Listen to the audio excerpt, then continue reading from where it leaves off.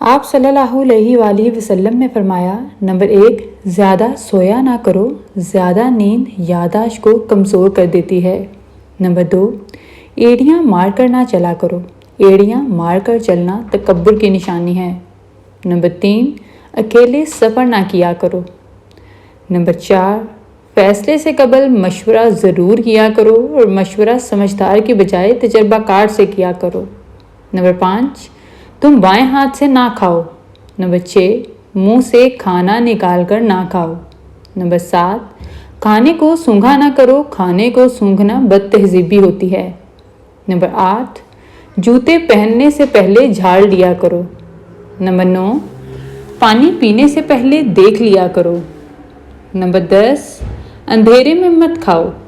Number 11، گرم کھانے کو پھونک سے ٹھنڈا مت کرو۔ نمبر 12، ان لوگوں کے درمیان نہ سوئیں جو سونے سے قبل باتیں کرتے ہیں۔ نمبر 13، اپنے کھانے پر اداس نہ ہو، یہ عادت ناشکری پیدا کرتی ہے۔ نمبر 14، ہاتھ کے کڑاکے نہ نکالا کرو۔ نمبر 15، منہ بھر کے نہ کھاؤ، اس سے معدے کی ذمہ داری بڑھ جاتی ہے۔ نمبر 16، فجر اور اشراق، عصر سے مغرب اور مغرب سے عشاء کے درمیان سونے سے باز رہا کرو۔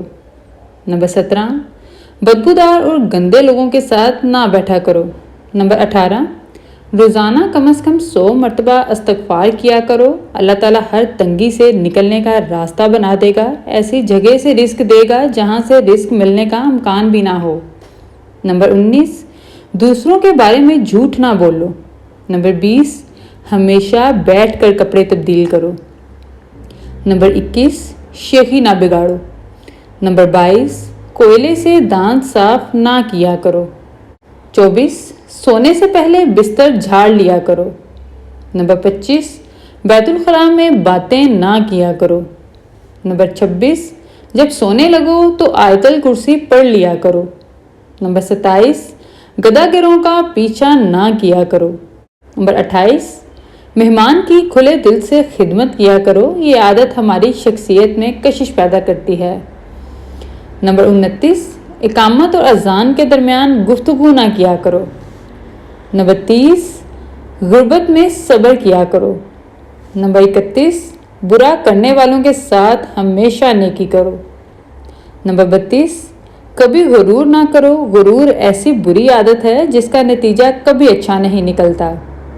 نمبر 33، اچھے کاموں میں دوسروں کی مدد کیا کرو۔ نمبر 34، امانت میں خیانت نہ کیا کرو۔